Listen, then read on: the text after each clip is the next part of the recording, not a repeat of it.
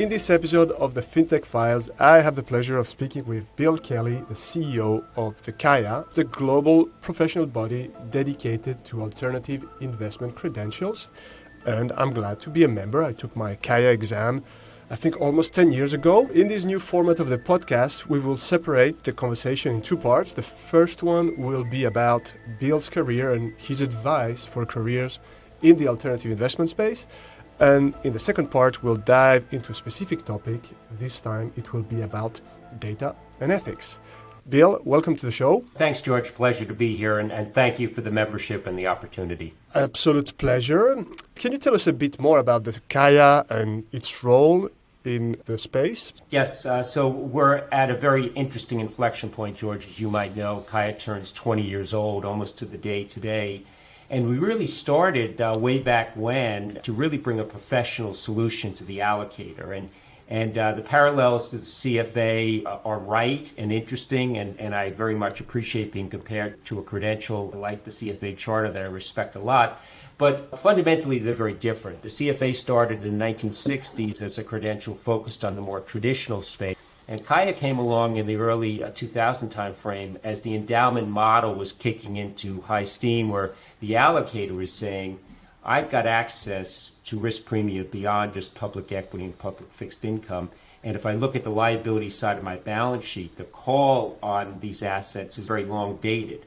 So why should I not be thinking about less liquid asset classes like real estate, infrastructure, private markets? And off we went. So our credential, rather than focusing on the analyst specifically, we're focused on the allocator, because it's the allocator that is looking down on this buffet of opportunity and trying to make decisions as to how some of these alternatives fit in the construct of an overall portfolio. So we began with the focus on the allocators, but as we sit here today, we've got about 12,000 members from 100 different countries. And our members come from not just the CIO suites, but also people that do podcasts for a hobby or for a living, regulators, people in the asset management space, service providers, lawyers, PhDs. So it really has picked up very good steam. And now we're at a place where many people are looking at the 60-40 model, and we're going to probably touch upon this.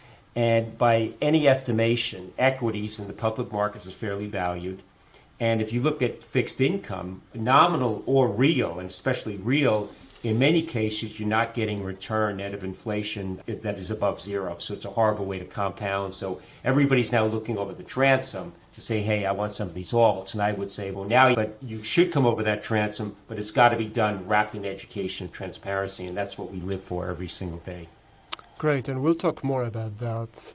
But first, I'd like to go back to your own illustrious career in investment management. And could you tell us how you got started and also why you chose that? Sure. So I had got out of college just about 40 years ago, and I hope your listeners and viewers will look at me and say, my God, that guy's aged very well, but I'll leave that up to them. That's exactly what we were thinking. But I was one of 7 kids, and my parents, particularly my dad, was very focused on an education that led to something very specific. And I will say that my youngest brother, John, he gave up. He was an English major. But the rest of us had to have some kind of a course of study that had a specific nexus to a career. So I chose accounting and got out of college in 1982 and joined what was then Price Waterhouse. It was not PwC. There was a concept of the Big A. And went and got my CPA, and it was an awesome place to start. And maybe it was the underpinnings long before CAIA even existed that I guess I was a believer in credentials, having gotten my CPA right out of school. And what it was very interesting because it taught me how to read a balance sheet, how to understand how companies work.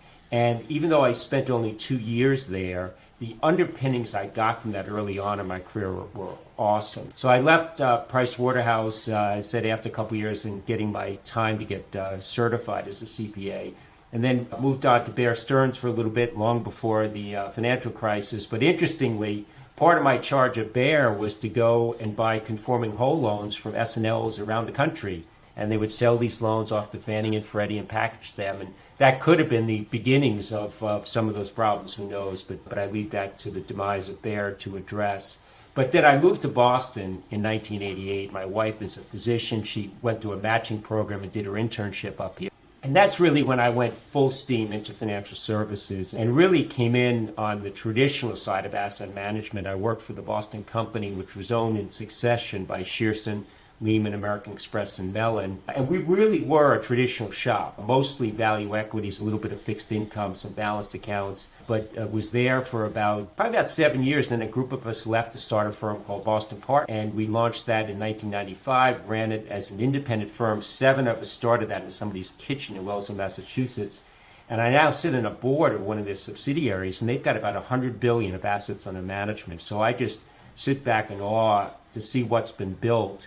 And certainly I feel some responsibility and pride in the early days, but I look at some of the partners there and what they have built upon that platform is just really quite amazing. So maybe I'll pause there and I can segue into CAIA, but maybe see if there's any follow-up questions on the early aspects of it. Yes, I think one of the follow-up questions, so we've understood the move from accounting to investment management. Perhaps you can go into what drove you to alternative investment. It was maybe a very happy accident, but had a rhyme and a reason to it, which I didn't realize at the time. So I left. Boston Partners sold to Robeco in 2002.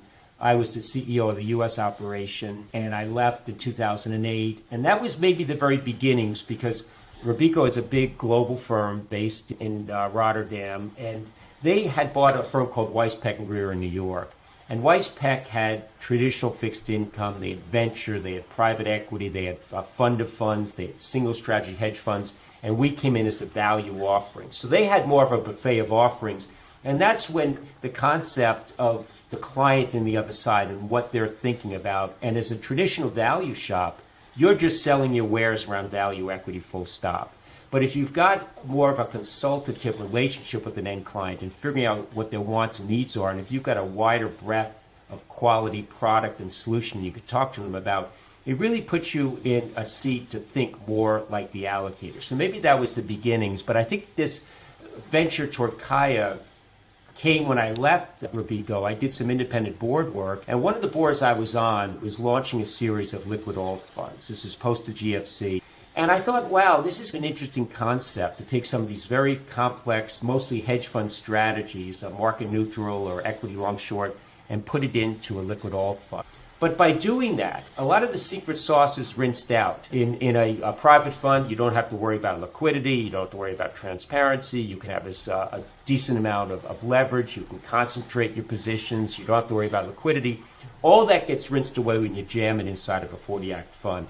Some of these strategies I think did work quite well, but my observation at the time was, does the host at the broker-dealer or the end client really understand what they're getting? And do they really understand the concept of diversification and undifferentiated return? And having grown up in a CFA shop, I knew loosely about CAIA, but I didn't know that much about it. And I think this all is a collision course, and a happy search firm called me, and they were doing a search on this thing called CAIA. And the more I learned about it, I said, this is exactly where destiny was leading me toward. And 8 years later, it's the best job I've ever had. Traditional and alternative. How do you think those two words interact or collide in the allocator's mind? I think that in certain parts of the market, there's a bit of a stigma around alternatives being too opaque, too expensive, not liquid enough. And I think that many of those comments are certainly taken out of context, and I think largely unfair as well. And then this related concept to say, and I mentioned before the 60-40 model being challenged, well, you as an investor, George, should have 5, 10, 15% of your assets in alternatives. I think that whole value proposition has been missold and is completely upside down. And as an example, if I were your RIA, I would say, well, George, let's talk about the liability side of your balance sheet first. And what are your plans around retirement? When do you want to retire? Where do you want to live? How much capital are you going to need? How many kids do you have? And how are you going to educate them?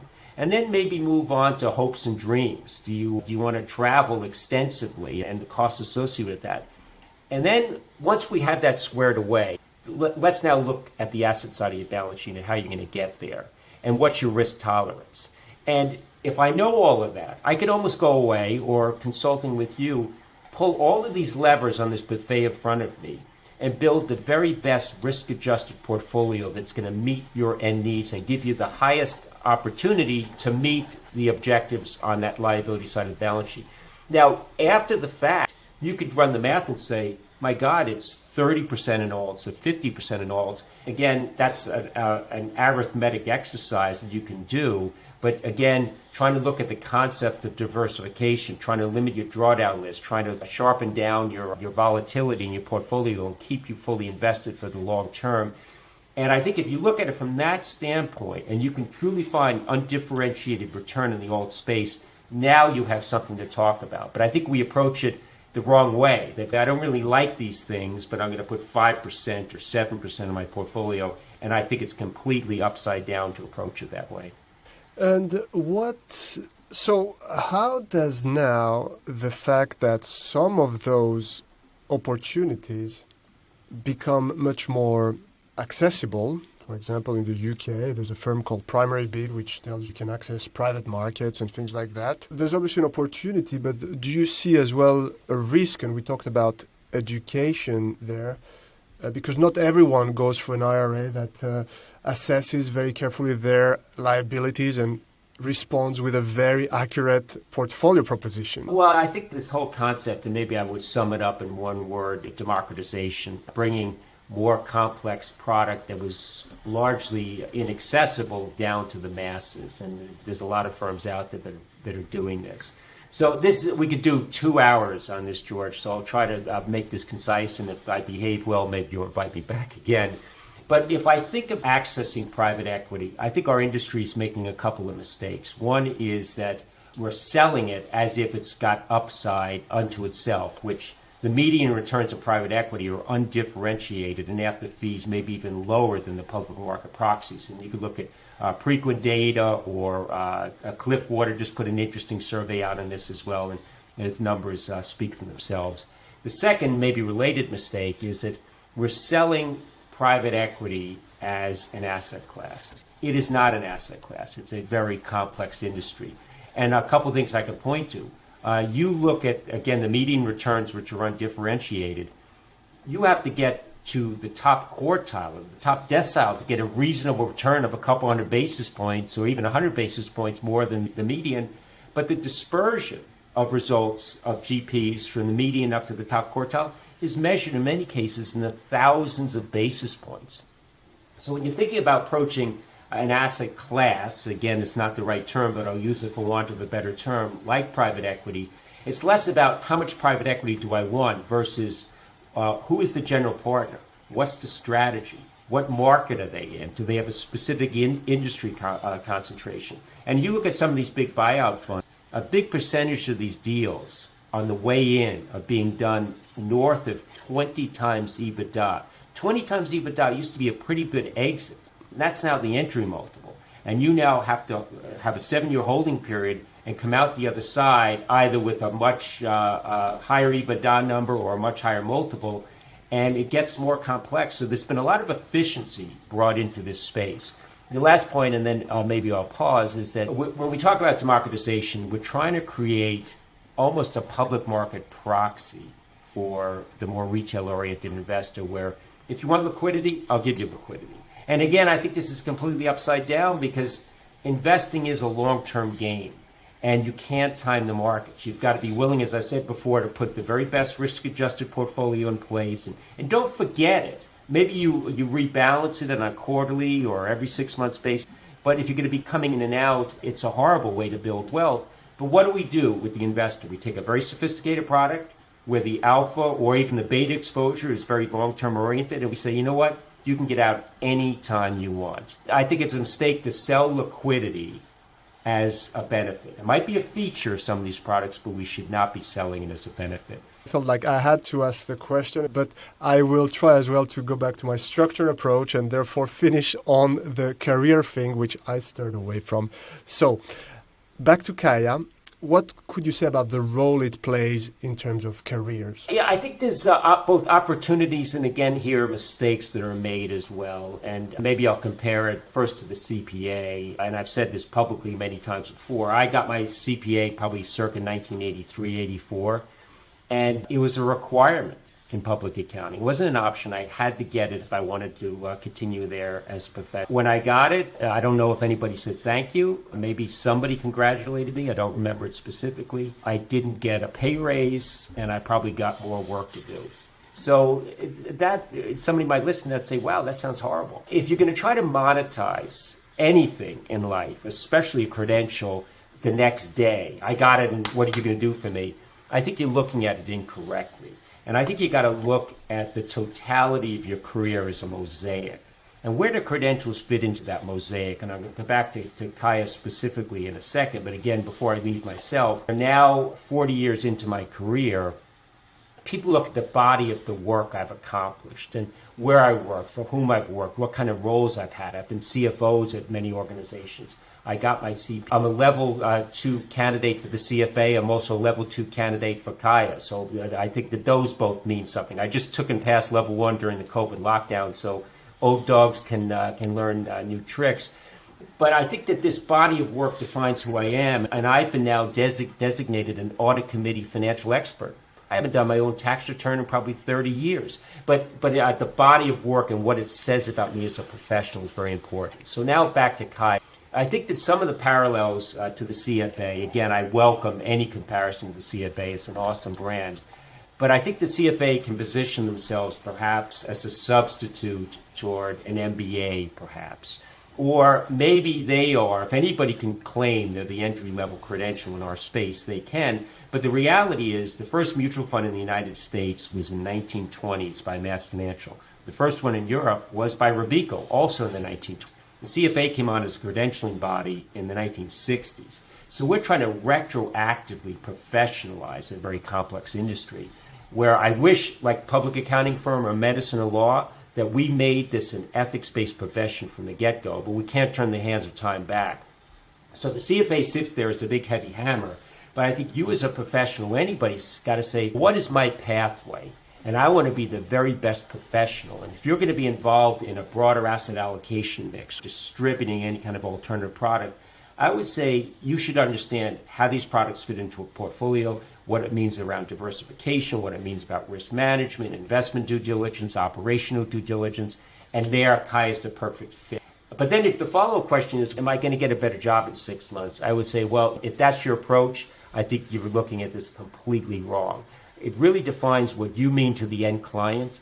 And if you manage your career in this type of progression over the long term, credentials, and certainly the CAIA credential, is going to mean a lot. But monetizing the short term, I just dismiss that as part of the value proposition. Yeah, no, that's a very interesting approach. And I guess, well, I don't know what motivated me to get the CAIA, but I know I left the industry soon after getting my level 3, so passing the whole exam. So it would be hard to find a return on investment on that. But 10 years later, with what I'm doing now, I realize how very helpful it is to have this basis of knowledge that is a bit blurred in my mind, but that I can tap into on a regular basis. And I think, George, what you do with these podcasts, we all have our own money to manage. We're all reading things in the marketplace. We're seeing these new democratized platforms pop up. I write a blog on a regular basis. I speak a lot publicly.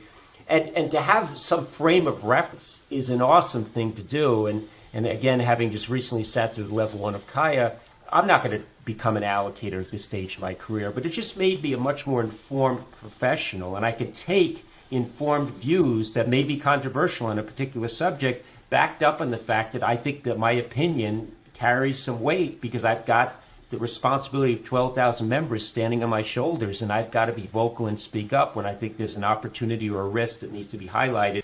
And being a more practiced professional can only help in that. Thank you. I think we'll use that as a conclusion to the career part, although I would have potentially a lot more questions. And to segue into our topic of choice, which is data and ethics. That concludes part 1 of the conversation with Bill Kelly. Thanks for listening. Stay tuned for more career talks and for part 2 of our conversation with Bill, where we go on a deep dive into the topic of data and ethics.